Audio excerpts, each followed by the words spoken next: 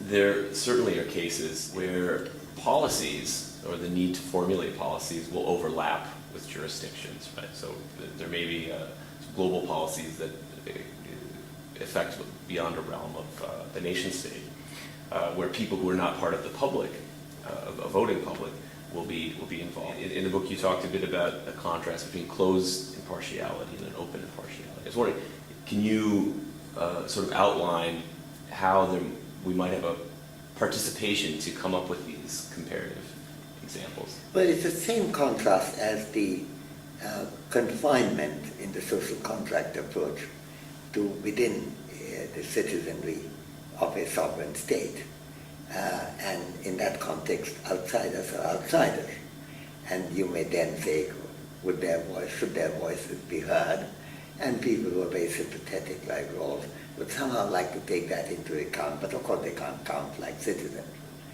But the other is that there is no such distinction. If you are not trying to look for a contract for a nation state, you're trying to take an impartial view of what would reduce injustice in the world, then anybody's views may be important. And Adam Smith, in the Theory of Moral Sentiments, his first book, published in 1759, we recently, last year, celebrated the 250th anniversary of that. I was privileged to write a long introduction to the Penguin's anniversary edition of the book, which is not published in England yet, but it came out in America just around December to catch the 2009 the 250th anniversary occasion. But there he has this idea of an impartial spectator, and you have to ask the question not what insiders would arrive at it as a contract, but what would it look to like? What would it look like to someone who is impartial, who could be near, could be far, could be very far, and that's one way of bringing impartiality into the story. And that, of course, translates almost immediately to the global dialogues today.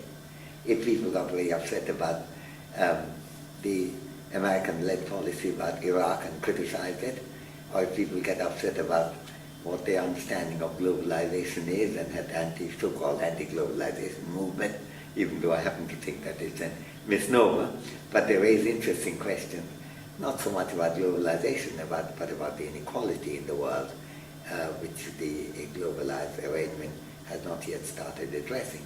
Well, then what you're doing is unleashing the voices of people from possibly very far. I mean, people protesting in Genoa or in London or in Washington are not locals.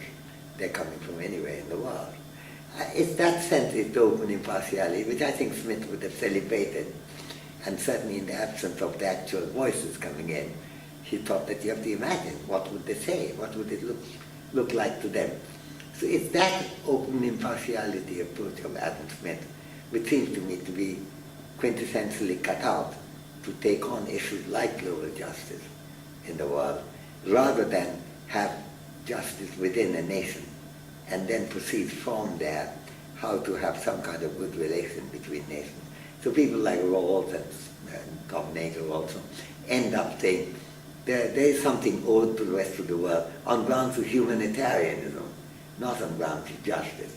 But when people in the world complain about the unjust nature of the world, they are not asking for humanitarian assistance. They are asking for remedying of the injustice to institutional structure, to behavior patterns, through the priority of some groups of people over others for historical reasons have become established. And I think that would require changing.